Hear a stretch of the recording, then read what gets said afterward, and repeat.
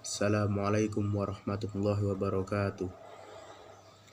Alhamdulillahilladzi hadana li hadza wa ma kunna linahtadiya laula an hadanallah. Asyhadu an la ilaha illallah wa asyhadu anna Muhammadan abduhu wa rasuluhu la nabiyya wa la rasula ba'da amma ba'd. Qala Allah ta'ala fil Qur'anil Karim ba'da a'udzu billahi minasyaitonir rajim. Bismillahirrahmanirrahim. Ya ayyuhalladzina amanu taqullaha haqqa tuqatih wa la tamutunna illa wa antum muslimun. Yang pertama-tama dan yang paling utama, marilah kita panjatkan puja dan puji syukur kita ke hadirat Allah Subhanahu wa taala, yang mana telah memberikan kita banyak sekali nikmatnya, banyak sekali rahmatnya ya, sehingga kita bisa melaksanakan ibadah puasa kemarin di bulan Ramadan secara full sebulan penuh, dan kemudian dilanjutkan dengan beribadah di bulan Syawal. Yang kedua, sholawat serta salam semoga selalu tercurah limpahkan ke junjungan kita, uswatun hasanah kita, Nabi besar Nabi Muhammad SAW, yang mana telah membawa Islam dari zaman jahiliyah menuju zaman Islamiyah, dari zaman kegelapan menuju zaman yang terang benderang. Yang ketiga, saya di sini sebagai perwakilan dan moderator dari kelompok 10 ya,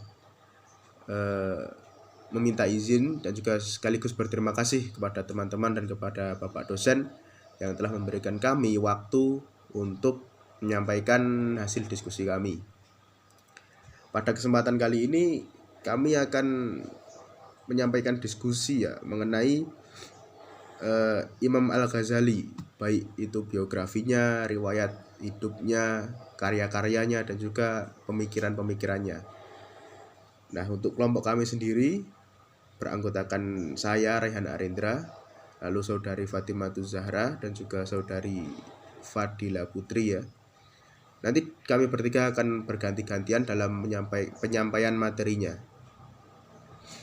Langsung saja menuju penyampaian materi yang pertama, yaitu biografi atau riwayat hidup dari Imam Al-Ghazali. Mohon untuk teman-teman sekalian diperhatikan dengan seksama. Materi pertama yaitu riwayat hidup Imam Al-Ghazali. Imam Al-Ghazali lahir pada tahun 450 Hijriah atau 1058 Masehi di desa Taberan, distrik Tus, Persia, dan memiliki nama kecil yaitu Abu Hamid Muhammad. Dan juga beliau memiliki gelar Hujjatul Islam, dan gelar bangsanya ialah Al-Ghazali. Nama ayahnya kurang begitu terkenal, namun kakeknya adalah seseorang yang terpandang pada masanya. Ayahnya meninggal di usia muda, sehingga meninggalkan Al-Ghazali dalam asuhan ibu dan juga kakeknya. Imam Al-Ghazali lahir di keluarga yang sangat taat beragama dan hidup dalam keluarga yang sederhana. Ayahnya adalah seorang pemintal dan penjual kain wol yang hasilnya digunakan untuk mencukupi kehidupan sehari-hari. Selain seorang pemintal kain wol, ayah dari Al-Ghazali juga seorang pengamal tasawuf. Hal ini dibuktikan bahwa dalam waktu senggangnya setelah selesai bekerja, ayah Al-Ghazali, beliau selalu mengunjungi para fuqaha ya, para ahli fikih, duduk bersama mereka dan mendengar nasihat-nasihat dari para fuqaha tersebut. Pada saat ayahnya meninggal, dipercayakanlah pendidikan dari kedua anaknya ya, yaitu Muhammad dan Ahmad, kepada seorang teman yang sangat dipercayai oleh ayahnya Al-Ghazali, bernama Ahmad bin Muhammad Al-Rizaqani, yang dikenal sebagai seorang ahli tasawuf. Ahmad bin Muhammad ini mengajarkan kepada kedua anak tersebut pendidikan dasar, kemudian mengirimkannya ke maktab swasta. Kemudian kedua anak tersebut lalu mampu menghafal Al-Quran dalam waktu yang sangat singkat. Kemudian mereka belajar mengenai bahasa Arab. Setelah menyelesaikan pendidikan formalnya, Al-Ghazali melanjutkan perjalanannya ke kota Zarzan dan belajar di bawah bimbingan seorang ulama masyhur yang bernama Imran Abu Nasr al-Ismail, yang mana pada saat itu kota Zarzan menjadi pusat kegiatan ilmiah. Setelah mengikuti dan terus mengikuti lembaga pendidikan yang dipimpin oleh Abu Nasr, Al-Ghazali kemudian mempelajari ilmu tasawuf dari seorang tokoh sufi yang terkenal pada saat itu, yaitu seseorang yang bernama Syekh Yusuf An-Nasaj dari daerah Tus. Kehidupan Al-Ghazali ya, terutama kehidupan pendidikannya, beliau selalu merasa tidak puas akan ilmu yang beliau miliki. Jadi beliau selalu senantiasa berkeliling ke seluruh penjuru tempat untuk menimba ilmu dari siapapun dan dimanapun, kapanpun. Setelah beliau meninggalkan daerah Tus, beliau memperluas ilmu tasawufnya kepada para tokoh sufi yang terkenal.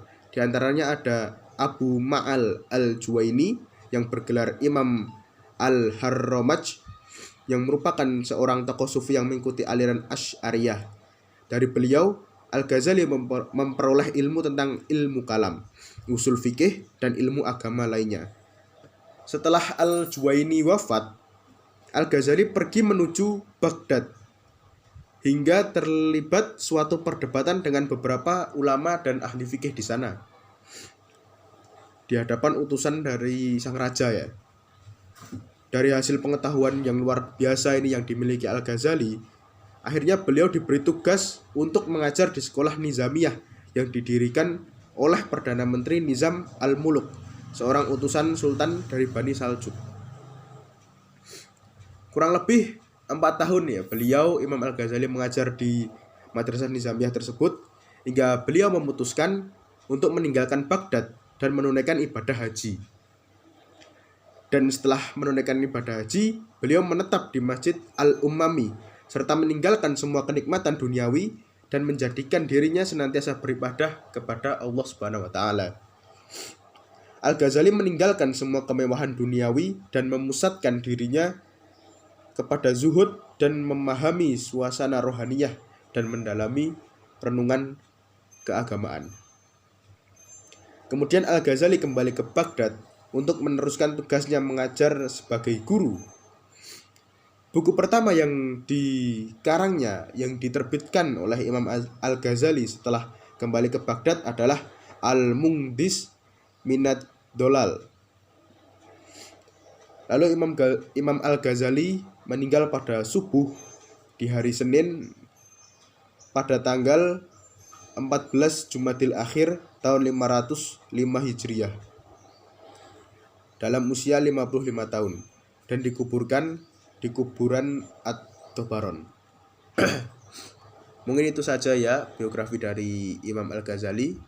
Untuk materi selanjutnya akan disampaikan oleh saudari yang lain, teman-teman pemakalah saya. Mohon diperhatikan dengan sesama. Nah, selanjutnya saya akan membacakan beberapa karya yang dihasilkan oleh Al-Ghazali. Nah, dikelompokkan menjadi beberapa kelompok. Yang pertama, kelompok filsafat dan ilmu kalam. Apa saja karyanya?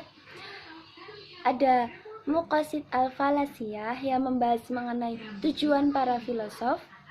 Kedua, Tahaful al-Falasifah mengenai kerancuan para filosof. Kemudian ada Al-Iqtisad fi al-I'tiqad, moderasi dalam akidah. Faisatul Tafriqah bainal Islam wa az-Zindik, perbedaan antara Islam dan Zindik. Al-Qisatul al-Mu'taqim, jalan untuk mengatasi perselisihan pendapat. Al-Mustadiri, penjelasan-penjelasan. Hujjatul Haq, argumen yang benar. Al-Ma'rifah al-Aqliyah al-Lubab al-Hikmah al-Ilahi. Yang selanjutnya, kelompok ilmu fikih dan usul fikih. Yang pertama ada Al-Basti mengenai pembebasan yang mendalam. Al-Wasid, perantara. Khulasatul Mukhtasar, intisar ringkasan-ringkasan karangan. Al-Mustaf, pilihan. Syifahul alil fi qiyas wa ta'lim, penyembuhan yang baik dalam qiyas dan taklil. Azariyah ila makarini syariah, jalan kepada kemuliaan syariah. Asror al-hajj, al-mustafa fi ilmu al-usul, al-wajiz fi al-wuruh. Nah, yang selanjutnya kelompok ilmu tasawuf. Ada apa saja karyanya? Yang pertama ada Ihya Ulum Ad-Din, menghidupkan kembali ilmu-ilmu agama. Kimia Sa'adah, kimia kebahagiaan. Mizanul Amal, timbangan amal. Mishkatul Abidin, pedoman beribadah. Al-Ain Isfi Wahdah, lembut-lembut dalam kesatuan. Al-Qurbah ilallahi azza wa jalla, mendekatkan diri kepada Allah. Akhlak al-abrar wan najat minal asrar, akhlak yang luhur menyelamatkan dari keburukan. Dan yang selanjutnya kelompok tafsir, ada karya yaitu Yaqutut Takwil fi Tafrisit Tanzil, mengenai metodologi takwil di dalam tafsir yang diturunkan. Jawahir Al-Quran, mengenai rahasia yang terkandung dalam Al-Quran. Kemudian pemikiran pendidikan Al-Ghazali dilihat dari beberapa hal. Yang pertama, bangunan pemikiran pendidikan Al-Ghazali bersifat religius, etis, dan menempatkan ilmu pengetahuan pada posisi yang sangat terhormat. Kedua, tujuan pendidikan Al-Ghazali mencakup 3 aspek, yaitu aspek kognitif, aspek afektif, dan aspek psikomotorik. Ketiga, pendidikan dan anak didik. 4, klasifikasi ilmu, dan yang terakhir, metode pengajaran. Yang pertama, bangunan pemikiran pendidikan Al-Ghazali bersifat religius, etis, dan menempatkan ilmu pengetahuan pada posisi yang sangat terhormat. Pendidikan merupakan sarana untuk mendekatkan diri kepada Allah Subhanahu wa Ta'ala yang dapat menghantarkan manusia untuk menggapai kebahagiaan di dunia dan di akhirat. Yang kedua, tujuan pendidikan. Tujuan pendidikan Al-Ghazali mencakup 3 aspek, yaitu aspek kognitif yang meliputi pembinaan nalar seperti kecerdasan, kepandaian, dan daya pikir. Kemudian aspek afektif, yaitu meliputi pembinaan hati seperti pengembangan rasa, kalbu, dan rohani. Dan aspek psikomotorik yang mencakup pembinaan jasmani seperti kesehatan badan dan keterampilan. Di samping itu, menempatkan 2 hal penting sebagai orientasi pendidikan, yaitu mencapai kesempurnaan manusia untuk secara kualitatif mendekatkan diri kepada Allah Subhanahu wa Ta'ala dan mencapai kesempurnaan manusia untuk meraih kebahagiaan baik di dunia maupun di akhirat. Ketiga, pendidik dan anak didik. Pendidik menurut Al-Ghazali adalah pribadi yang menguasai suatu disiplin ilmu dan mampu mengamalkannya. Pendidik adalah sosok manusia yang secara total berkonsentrasi kepada bidang pendidikan. Ia tidak boleh melakukan aktivitas lainnya. Namun, di sisi lain, ia boleh menerima imbalan materi yang proporsional untuk memenuhi kebutuhan hidupnya. Anak didik ditempatkan sebagai objek sekaligus subjek dan menetapkan 10 kriteria ideal yang harus diupayakan oleh anak didik agar berhasil dalam pendidikan. Yang keempat, klasifikasi ilmu. Al-Ghazali menyebutkan 4 kategori klasifikasi ilmu pengetahuan. Yang pertama, klasifikasi ilmu syariah atau religi dan akliyah atau nalar atas ilmu akhirat dan ilmu dunia.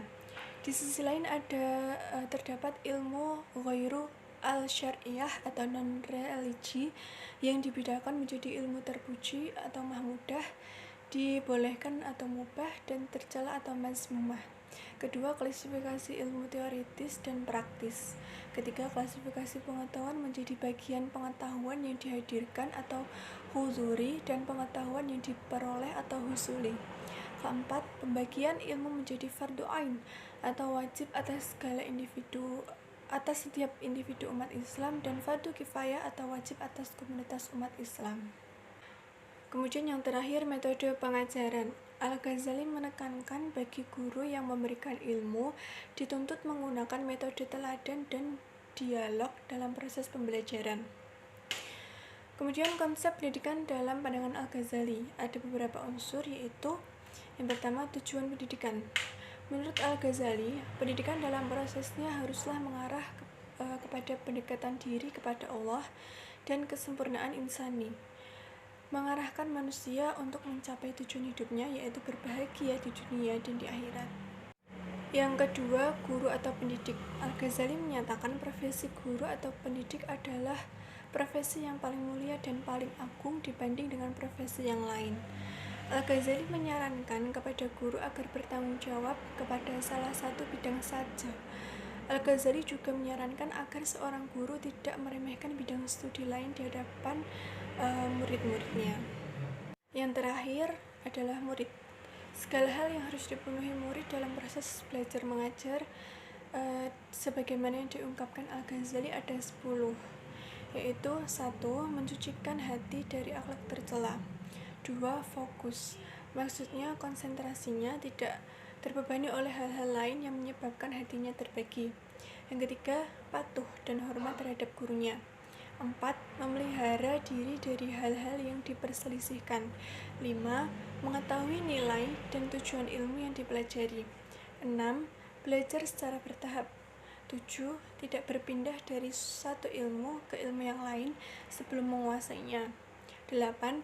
Mengetahui sebab-sebab kemuliaan ilmu. Yang ke-9, meniatkan belajar untuk mendekatkan diri kepada Allah. Dan yang terakhir, mengetahui ilmu yang diprioritaskan. Nah, itu tadi presentasi dari kelompok 10. Apabila ada kesalahan mohon dimaafkan, apabila ada kekurangan mohon ditambahi, dan apabila ada kelebihan mohon dikembalikan. Sekian dari kami, semoga bermanfaat. Wabillahi taufiq wal hidayah waridho wal inayah. Wassalamualaikum warahmatullahi wabarakatuh.